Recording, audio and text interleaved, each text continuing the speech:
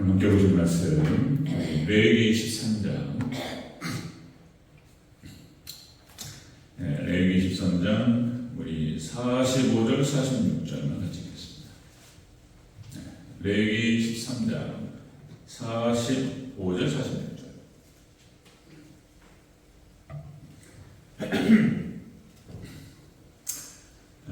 나병 환자에 관련된 규례를 쭉 이야기하고 있습니다. 자, 레위기 13장 45절 46절 본문을 바꾸겠습니다. 본문 이거 짚고 넘어가야 될 것 같아서 넘어갈까 하다가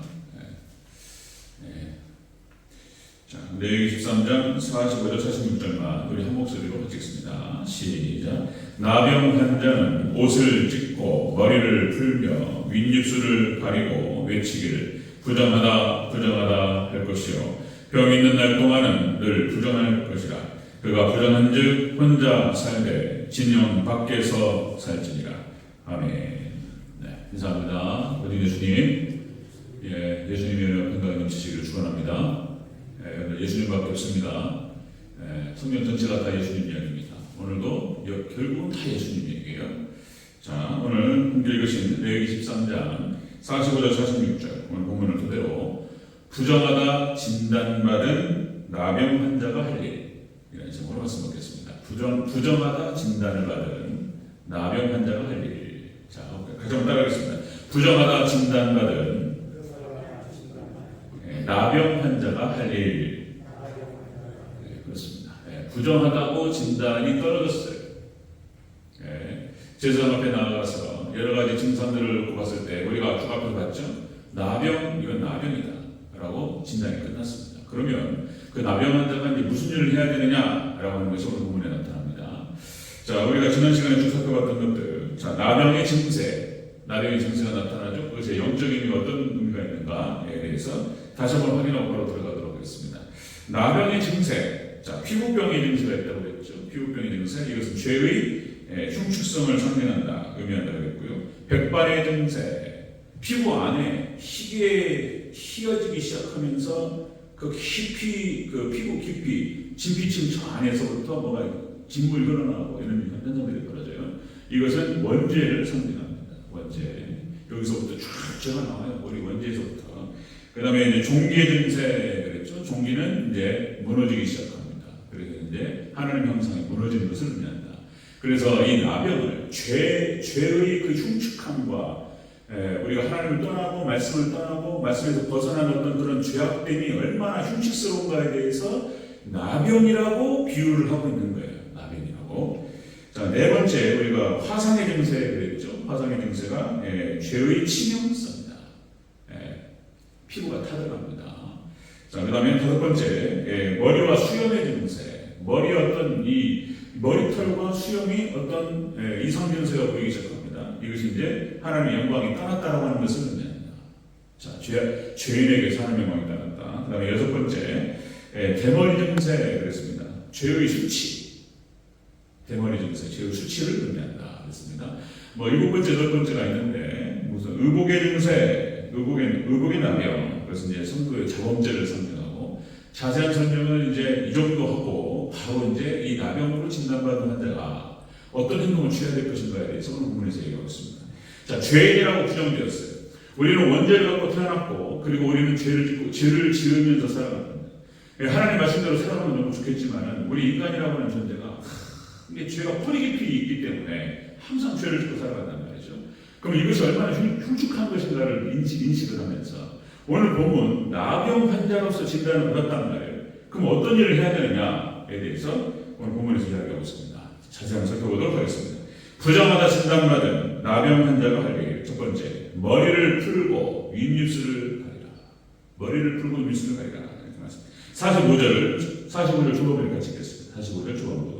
시작. 나병 환자는 옷을 찢고 머리를 풀며 윗입술을 가리고. 아멘. 머리를 풀고 윗입술을 가리라. 이렇게 표현하고 있어요. 머리를 풀고 윗입술을 가리라. 이 뜻은 죄악된 것을 슬퍼하라.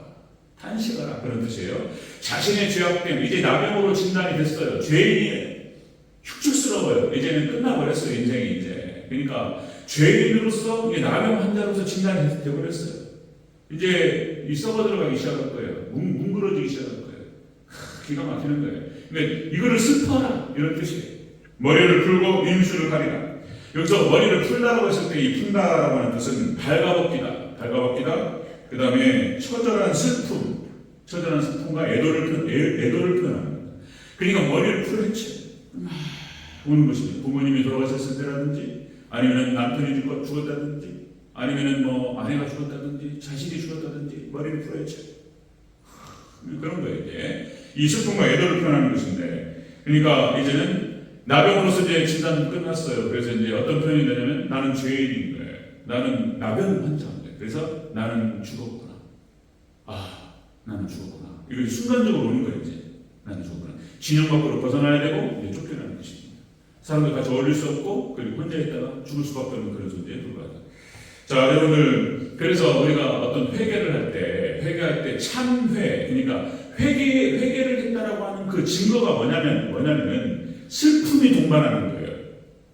회개, 그 죄에 대한 어떤 그 심정을 가지고 하나님 앞에 이게 이제 슬픔이 동반한다. 그러니까 이제 다윗이 바세바를 간통하죠. 다윗이 바세바를 간통하고 우리아를 살인 교사했습니다. 살인 교사. 자기가 직접 죽이진 않았지만 요압 장군에게 쪽지를 보내가지고 최전방에 나가서 죽게 하라. 그러니까 사실상 다윗의 명령이었습니다. 그래서 요압 장군은 그 명령에 순종할 수밖에 없었고 이유는 알 수 없지만 그래서 우리아를 최전방에 나가서 죽게 만들죠.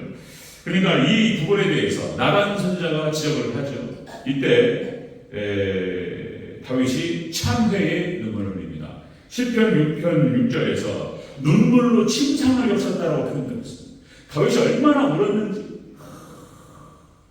죄를 지적받았을 때 자기도 가리고 사람이 그럽니다. 남도 속이고 자기도 속여요. 자기도 속입니다. 이 사람이 이제 일단 무뎌지기 시작하면 죄를 덮었어요. 그리고 이제 외면하기 시작합니다. 그러기 시작하면 자기도 속여요. 그런데 하나님께서는 하나님을 속일 수가 없어요. 하나님께서 들추셨어요. 나단 선지자를 보내가지고 다윗의 죄를 들추는 순간, 그 죄를, 자신의 죄를 적나라하게 바라보는 순간, 그 자리에서 무릎을 꿇었습니다. 그리고 눈물을 흘리면서 자신의 눈물로 침상을 적셨다고 기록되고 있습니다. 시편 51편 17절에 상하고 통해하는 심령으로 하나님께 죄악을 고백했습니다. 하나님, 제가 죄인입니다. 그러니까 죄에 대해서 첫 번째 나병 환자로서 네가 죄인이다. 나병 환자라고 진단을 받았을 때 우리가 첫 번째로 해야 되는 통해야 된다. 자복하고 통해하고 슬퍼한다는 것입니다. 베드로가 예수님을 3번을 부인합니다. 그렇죠? 예수님께서 말씀하셨어요. 베드로가 막 충성을 다할 것처럼. 그러니까 예수님께 베드로를 보고 네가 다 물기 전에 나를 3번 부인하리라. 그럴 일이 있겠습니까, 예수님? 전혀 그럴 일이 없다.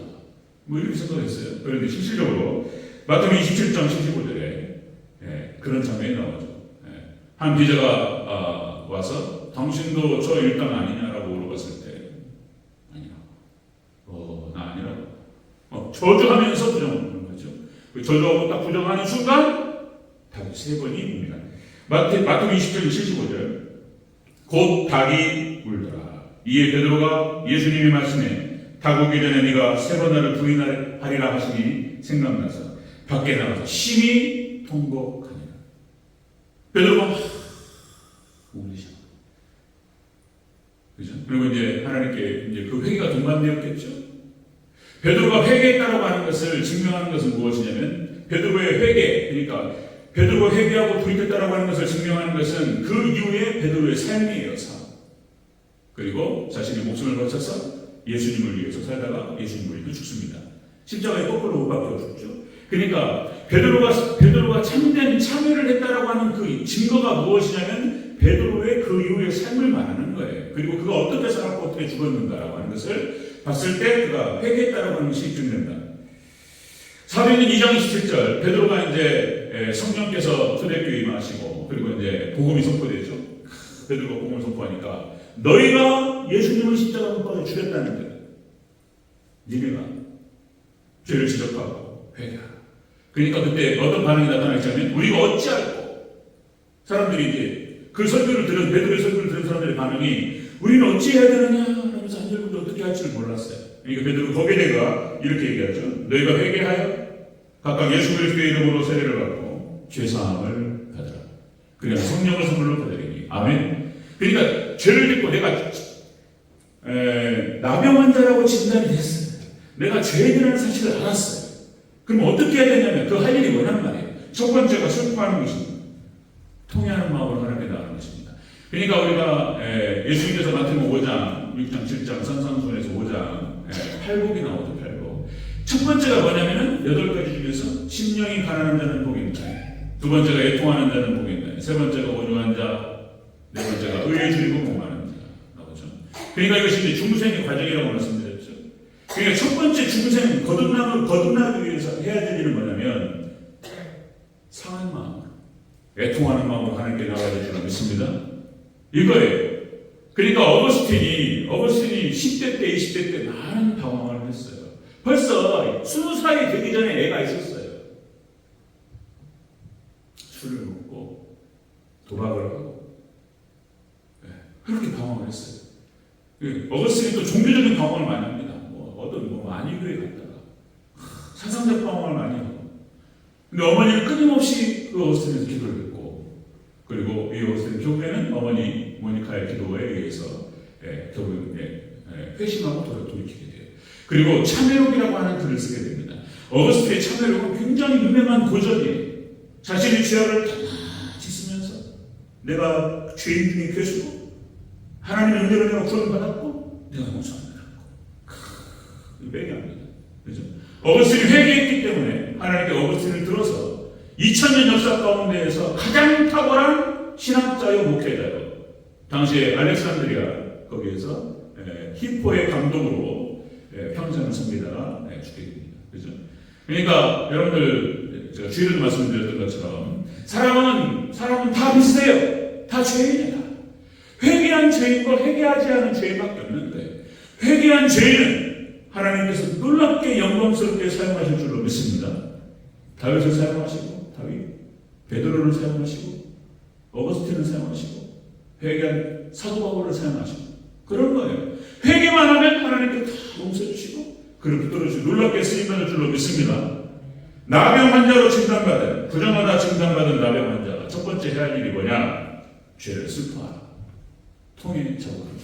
두 번째 부정하다 진단받은 나병 환자가 할 일. 두 번째는 부정하다 이렇게 외치라는 거예요. 자, 45절 다시 한번 읽겠습니다. 45절 전체적으로 시작. 나병 환자는 옷을 찢고 머리를 굴며 윗입술을 가리고 외치기를 부정하다 할 것이요. 아멘. 스스로 외치는 거예요. 자, 부정하다라고 나병 환자라고 진단을 받았어요. 그럼 이 사람이 해야 될 일은 자기 죄를 회개하고 자복하면서 부정하다라고 외치라는 거예요. 이 부정하다 외치라는 뜻은 죄를 자백하라는 뜻이에요. 나의 죄를 자백하고 하나님께 고백하고 하나님께 나아가라. 죄를 탄식하면서 죄를 회개하면서 죄를 슬퍼하면서 그 죄를 고백하고 자백하면서 하나님께 나아가라. 이런 뜻입니다. 여기서 부정하다라고 하는 뜻은 원어 뜻이 더러워지다, 오염되다, 부패하다 그런 뜻입니다. 그러니까 네가 부패했다는 오염됐어요. 나병이에요, 나병. 이거는 이제 썩어 문드러 죽는 거예요. 이게 죄가 그 정도의 강력한 그 힘으로 우리를 갖다가 망가뜨리는 거예요. 썩어 들어가는 거예요, 죄가. 자, 그런데 여러분들 역시 우리가 하나님께 죄를 자백하고 회개하면 하나님께서 우리를 받아주시고 우리를 고쳐주시고 치료해주실 줄로 믿습니다. 그 회복의 역사는 놀라워요. 하나님께서 놀랍습니다. 하나님께 회복하시는 것은 느부갓네살 왕도 마찬가지예요. 다니엘서 4장에 나와요. 다니엘서 4장에서 하나님께서 만드신 모든 세계 하나님이 그 느부갓네살을 통해 가지고 하나님께 다 허락하셨던 거예요. 근데 그 자기가 만든 왕국을 보면서 자기가 했다고 교만을 딱 해버리는 순간 딱 돌아버려요. 순간적으로 정신이 나와가지고 7년 동안 미쳐버립니다. 7년 동안 미쳐요. 그러니까 독수리처럼 머리가 막 나고 발톱이 나가지고 팍팍팍 긁으면서 정신이 나와가지고 돌아버렸어요. 7년 동안. 그리고 하나님께서 7년이 거치자 딱 고쳐주십니다. 그가 하늘을 쳐다보면서 하나님 용서하옵소서. 머리를 들고 하나님을 인정해요. 고개를 들고 하나님을 인정하는 순간 하나님께 모든 것을 회복시켜 주셔요. 그의 왕권과 그의 신하들과 모든 것들이 다 다시 돌아왔어요. 여러분들 우리가 하나님을 바라보고 회개할 때 하나님께 회복시켜 주실 줄로 믿으시기를 축원합니다. 회복시켜 주신다니까. 네, 생명 얻는 회개. 자, 다윗이 마찬가지예요. 다윗이 그렇게 하나님께 회개하고 나갑니다. 고백하죠. 사무엘하 12장 13절. 다윗이 나단에게 이르되 내가 여호와께 죄를 범하였노라. 이렇게 바로 인정해버려요. 그냥 숨길 수가 없어요. 하나님들 다 알고 말씀하시는 거예요. 나단 선자가 와서 얘기하는 것이지만 하나님 말씀하시는 거잖아요. 그러니까 바로 그 자리에서 숨길 수 없고 부정할 수 없고 거짓말할 수 없어요. 바로 무릎을 꿇어버려요. 그리고 그 나단 선자 앞에서 죄를 인정합니다. 욥기에 역시 욥도 마찬가지입니다. 욥도 하나님 앞에 회개합니다. 욥기 42장 5절 6절 고난을 통과하고 하나님을 원망하지 않습니다. 끝까지. 그리고 이렇게 말하죠. 내가 주께 대하여 귀로만 듣기만 하였었더니 이제는 주를 눈으로 배운다이다. 그러므로 내가 스스로 거두어드리고 뒷글과 제 가운데에서 회개하나이다.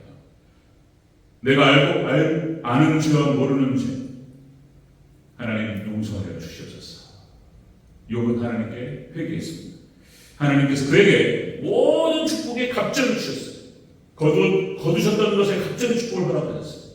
놀라운 은혜. 사도 바울도 마찬가지입니다. 사도 바울도 디모데전서 1장 19절 사도 바울이 뭐라고 표현하냐면 나는 죄인 중에 괴수이라 이렇게 말했어요.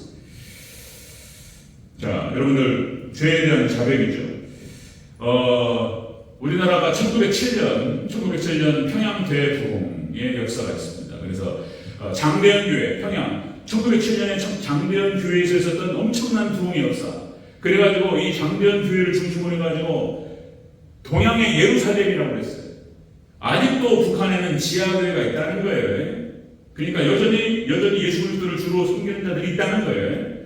그래서 지금 우리가 기도해야 됩니다. 2,400만 북한 동포 2,400만 동포 빨리 통일이 이루어져서 그들에게 보험에 들어갈 수 있도록 함께 기도하는 우리 성도 되시기를 축원합니다.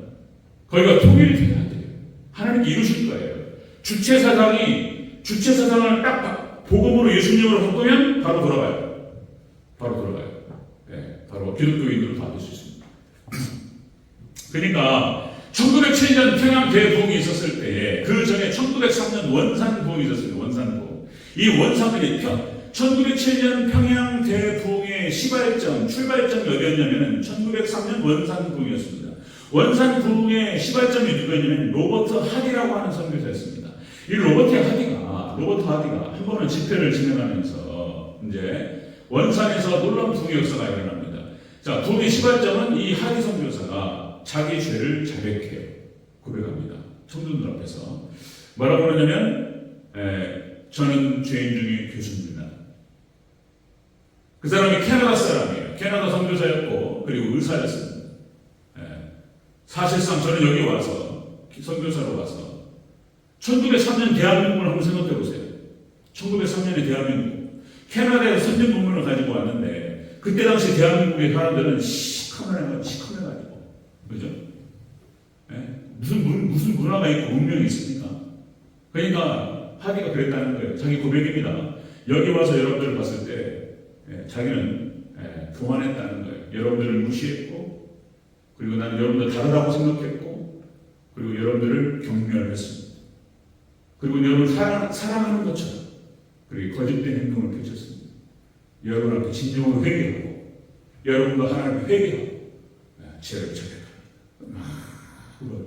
하디가 그때 하디의 눈물을 보면서 그때 우리 한국의 성도들이 같이 울리셔가지고 그리고 우리 같이 회개하자. 나도 죄인이고 괴수고 그때를 시발점으로 해서 원산에 엄청난 부흥의 역사가 일어나기 시작하고 그 부흥의 물결이 평양으로 옮겨오습니다.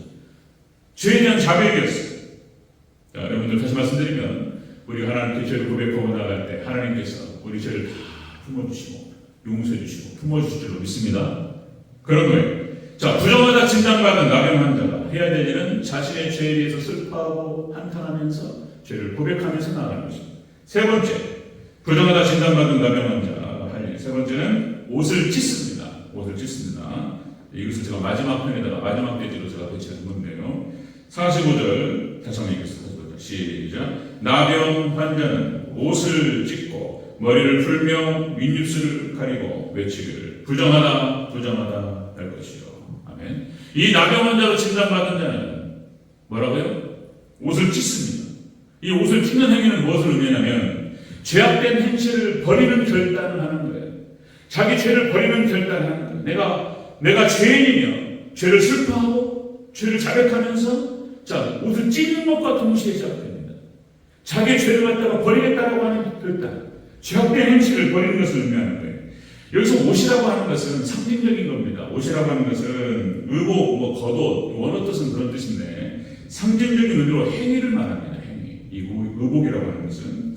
그래서 우리가 손발을 예수님께서 목욕을 시켜주지 않고 발을 씻겨주시면서 그래서 손발만 씻으면 된다.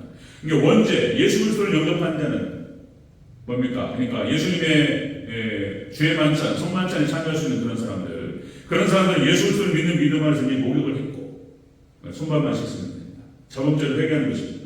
세마포를 빠는 거예요. 그리고 옷을 찢는 것입니다.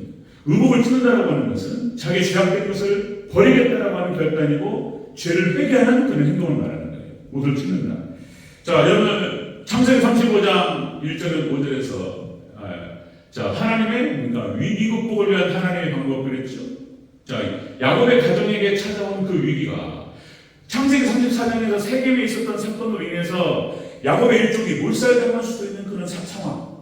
여기에서 벗어나기 위해서 이 위기를 극복할 수 있는 하나님께서 제시하는 방법은 베델에 가서 단을 쌓으라는 것이었어요. 그럼 베델에 단을 쌓을 때 그들이 야곱과 야곱의 일족이 야곱의 가족이 했던 첫 번째 일이 무엇이었냐면 자, 창세기 35장 2절입니다. 이방 신상들을 버리고 자신을 정결하게 하고 너희의 의복을 바꿔 입으라.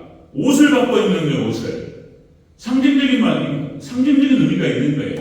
의복이라고 하는 것은 옷을 찢는 것. 그러니까 의복을 바꿨다라고 하는 것은 죄를 회개하고 죄악된 행실을 버렸다라고 하는 뜻을 말하는 거예요.